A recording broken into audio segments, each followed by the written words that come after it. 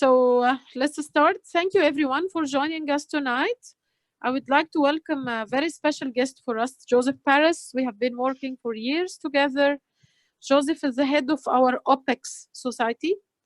He has wrote a fantastic book. I have it with me and I keep reading it. It talks about state of readiness. So thank you, Joseph, for joining us tonight. Yeah, my pleasure. My pleasure to be here. How are you doing today? We are all fine. Excellent, excellent. I'll just adjust my zoom in a little bit on my video. Can you see my video still? Is that all right? Yes, we can see it. Okay, great. Excellent, excellent. Well, it's good to be here. Thanks for having me, Shireen. And thank you, everybody. Trust everybody's healthy and taking care of themselves in these challenging times. We're going to talk a little bit about VUCA World today, and what we're living through, and how people might be able to react to or deal with or otherwise engage with the circumstances that are unfolding in front of us. So a little bit about me, real quickly. I've been working with Shireen for a long time, Shireen. It's always been a pleasure. She's got an outstanding team. It's a real enjoyable experience every time I have the opportunity to work with her and the rest of Team Symbios. A little bit about me. I wrote a book, fairly well received, called State of Readiness. I think it's actually appropriate title for circumstances that are befalling us today. I'm the chairman of the Zonotech group of companies. I founded the Operational Excellence Society. I own the Operational Excellence group on LinkedIn. If you're not a member, please join. It's some good discussions on there. And you can find a lot of content on Operational Excellence at Operational Excellence Society. That's opexsociety.org. Enough about me. You'll be able to see some of this content a little bit later. I'm sure that Shireen will make it available to everybody. Let's see here, and we'll just have to advance it. There we go. So, living in a VUCA world, you have to forgive me. First time I'm using this setup here, and it's going a little bit rough, but not too awful bad, which is appropriate for the VUCA world. I don't know if anybody's heard of the VUCA world, but it stands for volatility. We live in a volatile world, one with situations are unpredictable and unstable, and we live in an uncertain world. There's gaps in information. We don't know what we don't know. I mean, think about as COVID-19 rolls out, what we knew yesterday, what we absolutely knew with a certainty yesterday is in doubt today, and who knows what the truth will be tomorrow. Complexity, there's a lot of interconnected parts. We have supply chains that are involved. We have to get masks and apparatus, and we have to find ventilators and how to care for these people. Then we have to get the apparatus in place and to figure out ways to make sure that people do not catch it. And then we have to, of course, make sure that people listen to it, and that's probably the most difficult part. And ambiguity, there's causal relationships that are unclear and open to varying interpretation. There's known unknowns, and then there's unknown unknowns. And now, as Mike Tyson famously said, an American boxer, everybody's got a plan until they get punched in the mouth. But more famous one going back to antiquities, Helmuth Ben Moltke, wrote, "No plan survives first contact with the enemy." So if we look at operational excellence and the why, I'll tell you why the why is important. When I wrote State of Readiness, I looked at operational excellence. I looked at Lean and Six Sigma. I looked at theories of constraints. And I looked at ways people were improving processes. But improving processes isn't enough. We run businesses. We work for businesses. Businesses are all around us. From our vendors to our customer. We are not islands unto ourselves. And everything is great when things are going according to plan, and we could afford the luxuries of continuous improvement. But operational excellence is not about when things are going great and according to plan. Operational excellence is about when things don't go according to plan. How do we react as an organization? So when I wrote my book, State of Readiness, I was thinking about time being the enemy of the 21st century company. If you think about, the Toyota production system and everything that, was going on in, the 20th century, there was a lot of continuous improvement. There was a lot of improving processes. There was a lot of cutting of the waste. But eventually, it's no longer a competitive advantage, because eventually everybody's doing it. And so if it's not the competitive advantage, what is? If you think about time being the enemy, and I think that we're experiencing that right now, time is the enemy. Every day that goes past in COVID-19 crisis is a day wasted. We don't do as well as we should be doing, because we're not prepared. We're not in a state of readiness.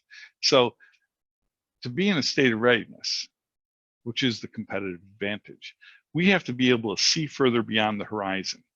Could you imagine the companies that, and the organizations in the countries that could have predicted how this is all going to play out 2 months ago, 2 weeks ago? If they were able to see those opportunities and threats further across the horizon, if they were able to recognize them sooner, if they were able to devise and deploy decisive responses faster, those companies would have the competitive advantage. So you think about that. Here we have companies that are engaged in quicksand. The more they struggle, the more they sink. It's time to, I believe, to make sure that we start thinking rapidly. We don't have the time to analyze the data. This thing will be over before we know it, and if we don't react quickly and decisively, we could be in a world of hurt, a lot of challenging times. So why? Time is the enemy of the 20th century company. So I talk about disruptors. Now, we all hear about transformation. Transformation is all around us. And there's, whole conferences on transformation. We talk about the transformation, business transformation, talk about organizational transformation. But I would propose that most transformations are disruptions. Okay, they're incremental changes. They're not real transformation. And it's because of what I call disruptors. They're necessary for change, and they're necessary for real change. There's two types of disruptors. One is non-credible disruptors. What's a non-credible disruptor? Well, for lack of a better term, a non-credible disruptor is something, some event, some internal or external source that does not hold truly destructive power. They're able to make change, they're able to make improvements, but they're usually incremental, they're not transformation. So if that's a non-credible disruptor, what's a credible disruptor? Well, a credible disruptor has truly destructive powers. This doesn't mean that the person or the thing or the event has to use those destructive powers. It means that they exist. Okay, so a couple of examples for your consideration. Years ago, I think it was the late 1980s, maybe early 1990s, IBM was struggling. Big Blue, the wonder child of Wall Street was struggling. And IBM board of directors decided that they were going to bring Lou Gerstner into the company to lead it through these trying, perilous times. Now, Lou Gerstner was the president of Nabisco, made Oreos for a living. And the joke on Wall Street was, what does a guy that that makes Oreos for a living know about computers? And the answer to that was nothing. But he was a very, very smart business person. And he was giving complete authority to do what it took, whatever it took, carte blanche as it might be, to fix IBM. All right. So Lou comes in as an outsider, and he was able to do whatever it took to turn that company around, unbeholden to any nostalgia. Okay.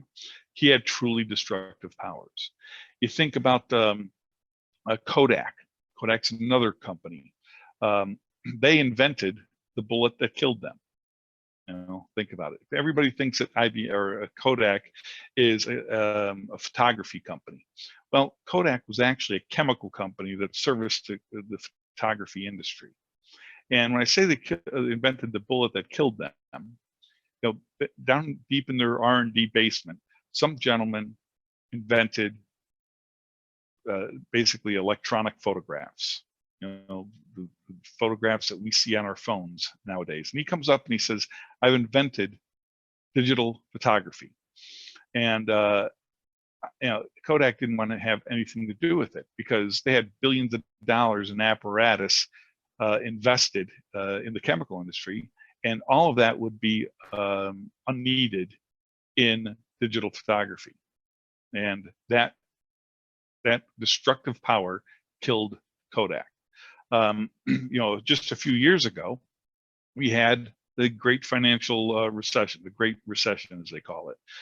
Banks and bailouts, and the economy was in dire straits. That was a truly transformational moment. Think about General Motors. General Motors is a sick company. 40 years, 50 years, it was a slow motion train wreck. From the 1960s, it was making fewer cars. Their per unit costs were up uncompetitively so. They had competing product lines. Everybody knew this was a sick company, and nobody did anything about it. Along comes a global financial meltdown, and General Motors goes in and out of bankruptcy in 30 days, shed of all of its 50 years worth of sins. Now we have COVID-19, and we already see that this has truly destructive powers.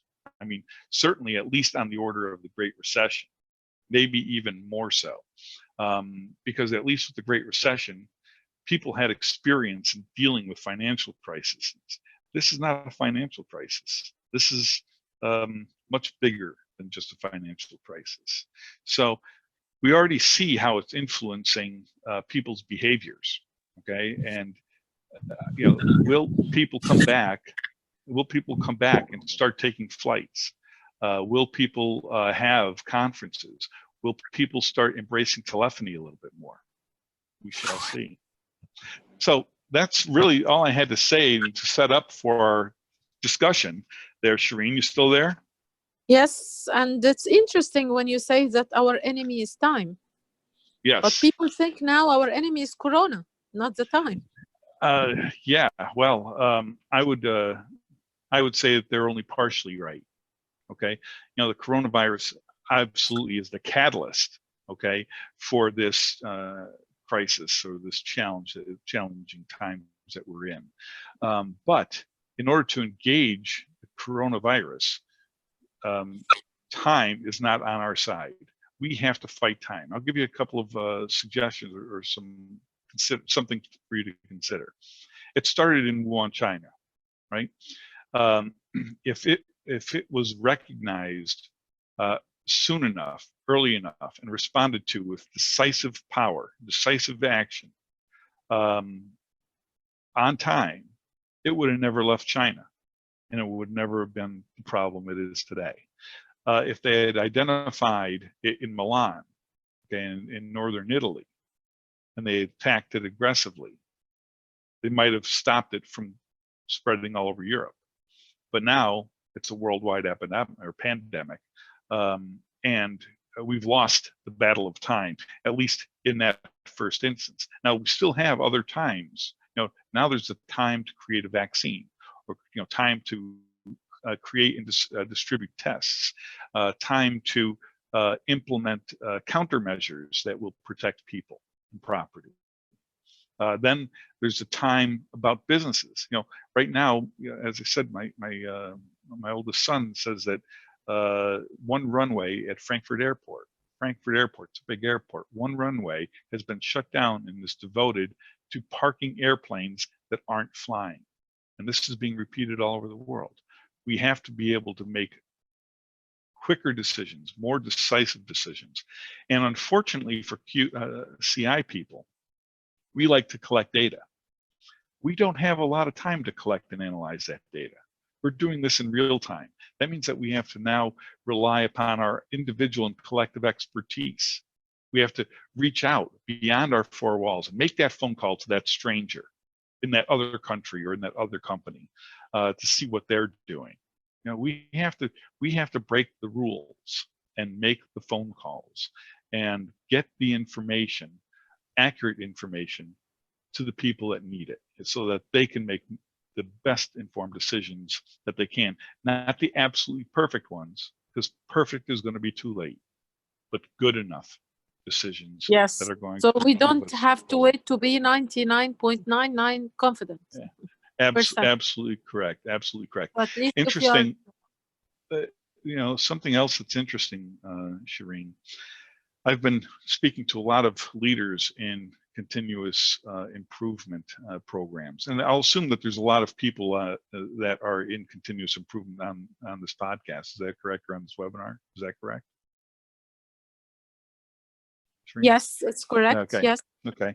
So what I would ask them to do right now is to think about whether or not they're working on what's important. Okay, think about what I just said. Are they working on what's important? Do you think at times like this that cost cutting is important? Okay, cost cutting, you know, taking a couple of pennies out of a process is not important right now. Senior executives are making decisions on how many thousands of people they're about ready to lay off. Okay, that's the reality. Now, what is CI going to do? Are they going to work on the pennies? Or are they going to re-emphasize and focus their efforts on big strategic challenges that are facing senior leadership right this moment? I like this challenge, so we will put it as a now on the screen. Our team will prepare it. So I have another question for you, Joseph. I like the way you talked about the credible disruptors. Many people talk about that coronavirus business disruption, which we are facing now. It has some credible or favorable stuff. So can you share what you think about this? Yeah, there are a lot of favorable things. And I'm going to get this off, and I'm just going to see if it can't go right to one display. I can't do it quickly enough, so I'm just going to leave it the way it is. I see favorable things happening out of it right now. I see peoples in countries working much more openly and quickly. You know, they're not going through back channels, they're just making those phone calls. But I'm also seeing changes in technology, specifically telephony. I see that people are doing webinars like this, but they're not doing webinars. They're doing, you know, WebEx calls, you know, whether they're using Zoom or WebEx or whatever it is. And just think about this going forward. When we get through this, and we will all get through this, well, you know, most of us will get through this anyway, the vast majority, we're going to get through this. But when we do, we're going to say, geez, how much time did we use to waste in automobiles and in travel and in flights? Do I really have to fly to New York for that meeting? You know, is it really necessary to be face-to-face? Now think about the outcome there, okay? Not only are we going to reduce costs, okay, because flights and whatnot will be fewer, and of course, if you're not paying for flights, your costs, you know, drop dramatically. That's one cost. Think about another cost of the person's non-productive time sitting on the flight and going through the travels, not to mention the hotel and everything else that goes along with it. But this is the biggest cost, in my opinion. The biggest cost is opportunity cost, okay? How long does it take to get those 5 people organized into a meeting, right? Now, if I need a 1-hour meeting or a 3-hour meeting, I could find and coordinate 3 hours on 5 people's schedule a lot easier than I can do 3 days on 5 people's schedule. So what I'm doing now is I'm compressing the time. Remember, if we believe that time is the enemy, I'm compressing the time where people can collaborate, make a decision, and move forward. I think that's going to be the single biggest life change coming out of this. Yes. So we can now show on the screen the question. If you are ready, okay. You might have to read it to me because I got too many screens open and I don't know which one to look at. She will, our facilitator, Iman, she will put it on the screen now. It's a question for everyone. Do you think you are working on what's important in current period? As Joseph asked. So please answer yes or no. We have a few seconds for you to vote, please.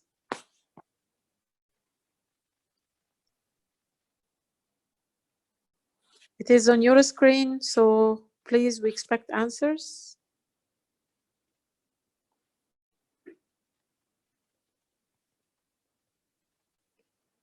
So as Joseph mentioned, are people only thinking about savings,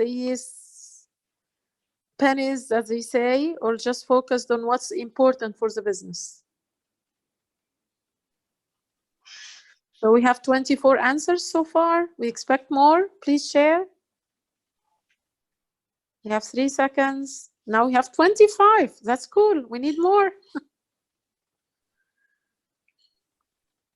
So we, okay, perfect. We can show the results on the screen, please.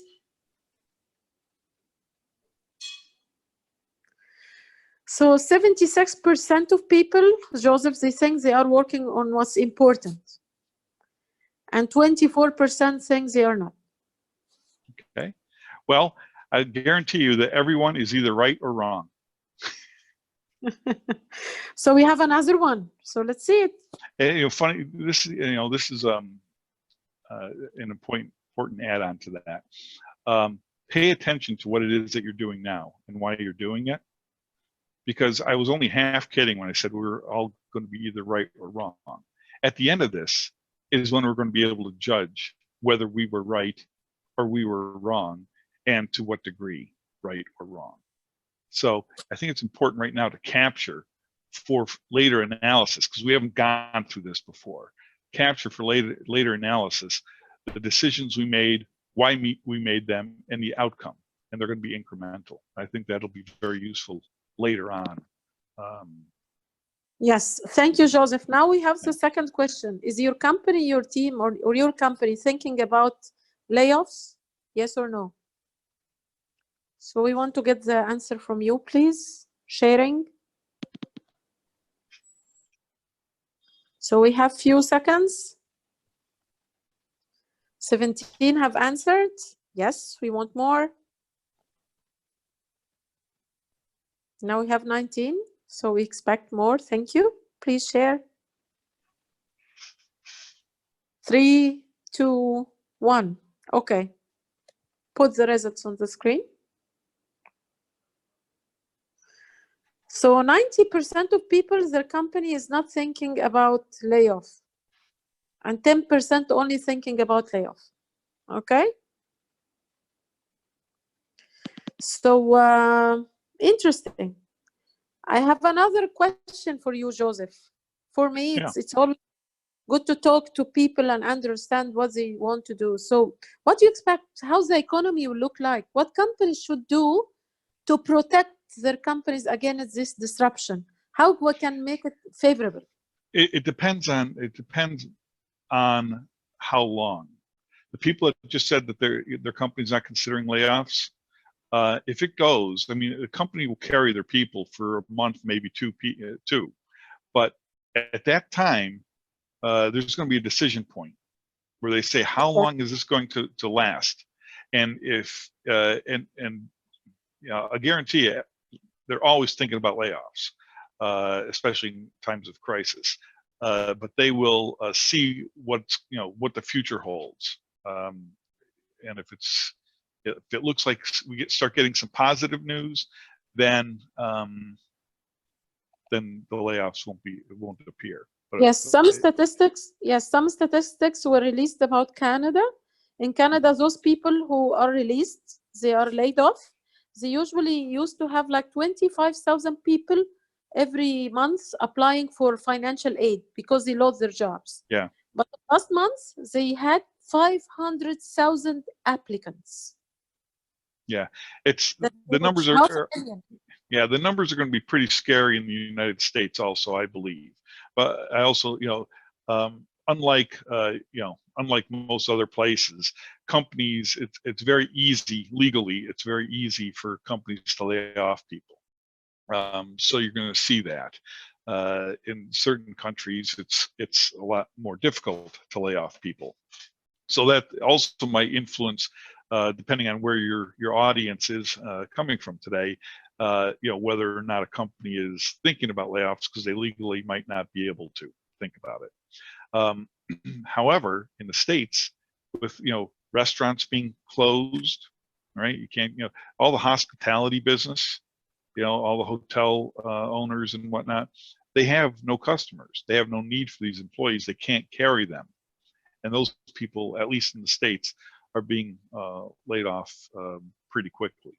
I know this from firsthand knowledge, if you will. So yes, so you as an expert and as a senior consultant, how can companies make use of this Corona thing, and the economy will be different, everything will be disrupted? So what is your advice? That's an outstanding question, okay? Because first off, it might have sounded like I'm a pessimist, okay, just recently. I'm very much an optimist. I always try to think of the glass being half full, if you will. I'm also a realist, which is kind of a bit of a conflict, because I know how companies and people will behave. But what I would encourage companies to do right now is all the maintenance and all the implementations of all the things they wanted to do but couldn't do because they're too busy. Think about that. We can't implement these changes right now, or we can't implement this program, or we can't, perform maintenance on this equipment or on our facilities because we're too busy. Well, now you're not. Do the work. Take this time to invest in yourselves. And by the way, if you're an employee and you find yourself laid off or with some extra time on your hands, invest in yourself. Okay. Learn a new skill. Get on LinkedIn and take some of the courses that you wanted to expand your knowledge on a discipline. The LinkedIn courses, or if you can't afford the LinkedIn courses, go to YouTube. There's a lot of good courses on YouTube too. So, now is the time when we have time. Now is the time to invest in our companies and fix them and do the things that we haven't had time for in the past, and also on ourselves. Okay.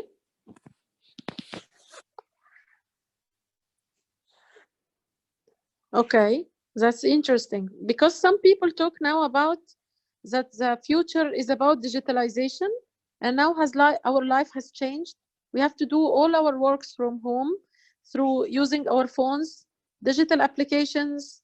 Digitalization is becoming now, it's as if you are living your future now. You don't have to go to work. You can do everything from home. You can be more productive. You don't waste time in commuting. You don't waste time in waiting for meetings. And many companies have reported higher productivity if their employees have started working from home. Yeah. Why didn't we do it before? People don't like to change, right? Shireen, you know that. They don't want to change their processes. They don't want to change the routines. They have a fear of the unknown. They think, geez, if I send my employees home, if they're all working out of their house, they're not going to work. They're going to be watching TV or YouTube or Netflix or going off to some beach. It's funny. I'm on the chair. I should say the advisory board of a university in New York, and the department that I'm attached to is System Science and Industrial Engineering, and the department chair, I was speaking with him just a couple of weeks ago, and in the States, the reputable universities have always looked down on distance learning. They didn't think that they can adequately teach a course, telephonically. And as I'm speaking with the department chair, he tells me that the university had just purchased 3,000 licenses for Zoom, and that they were going to deliver for the rest of the semester. They're going to deliver all of their courses via Zoom. Okay. Now, of course, the technology was available beforehand, right? Zoom's been around for a while. I've been using it. You've been using it for a long time. But it took this crisis to transform the way this university and hundreds like it now are teaching their courses. And I told the department chair, Mohammed, I said, Mohammed, the biggest risk here is that the professors will realize that they can deliver their lectures from some beach in the Caribbean just as easily as in a lecture hall. So why wouldn't they do that? So he chuckled, but I was only half joking. Yes, yes. So one thing else, they reported in China that they started making many robots because robots don't get coronavirus. They work well as operators.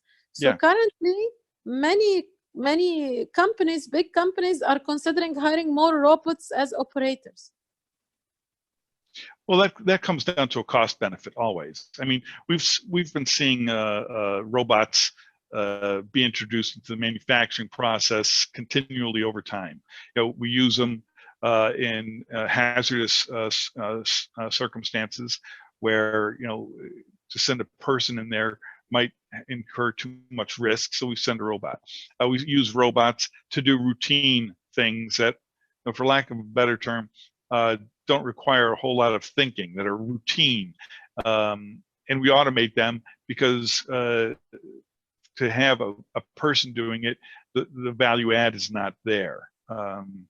So, or the precision isn't there. The repeatability of the precision is not there if a human being might be doing it. So maybe we'll see an uptick in interest for robotics, but I think that's a bigger story, and I don't think that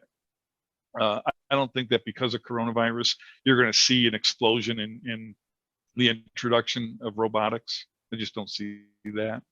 But I do see that you'll have continually more and more robots doing things. Okay. And how about the business between Europe and US? Do you expect different movement now based what's going on in China?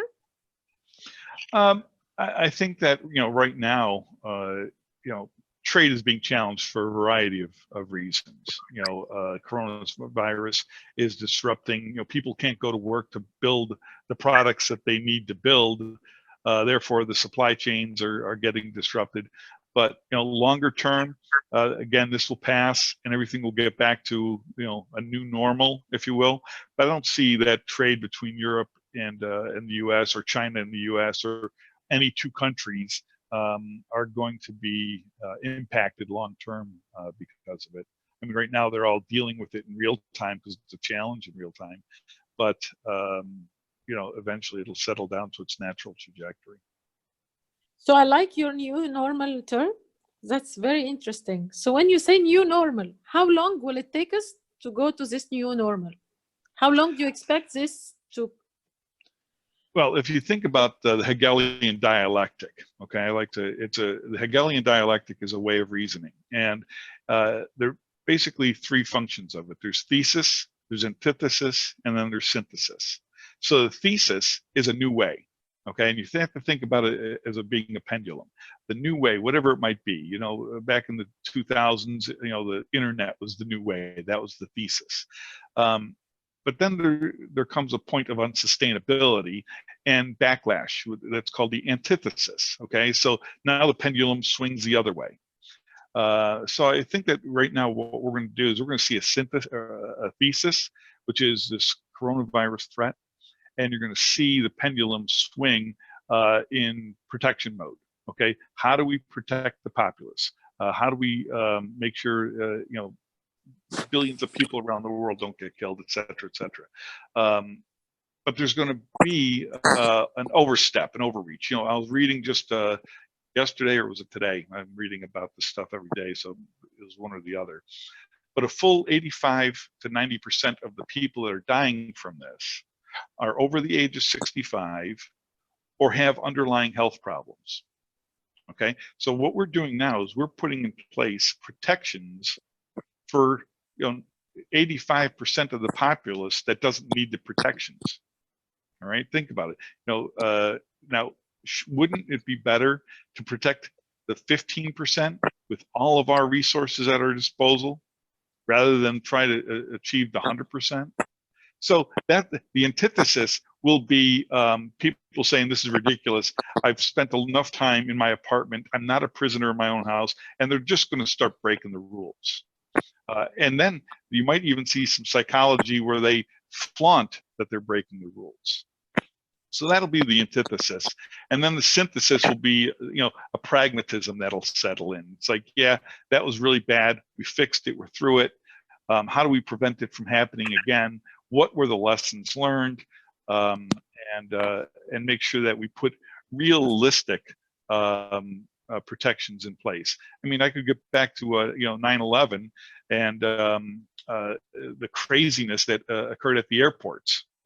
Since then, everything from the X-ray machines, the pre-screenings, and all the protections, and how much billions of dollars have been spent for what benefit? I don't know that, but I know it's a lot. I know there's a lot of waste in there. Interesting. I like your way of describing it and talking about the 85 or the 15%. But what happened has happened, and everything changed.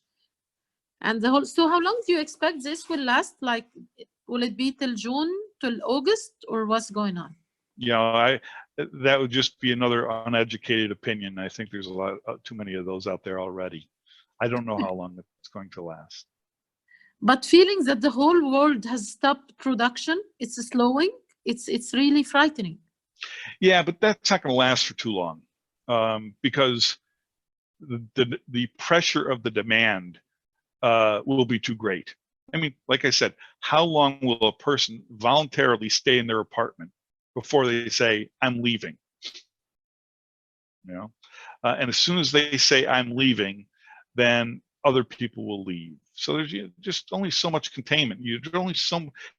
People will only have will only allow themselves to be pent up for so long. And the same with production. There's going to be people that say, you know what, enough of this. I have to go out and buy this, or I have to go out and buy that because my toaster is broke. I need a new toaster. My microwave is broke because I need a new microwave.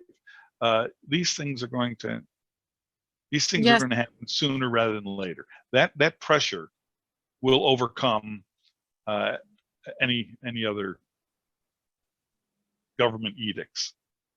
Okay. Thank you, Joseph. I really enjoyed it. And I really want to thank you. It has been great. Thank you for all the insights, and thank you for answering all the questions. Thank you. You're welcome.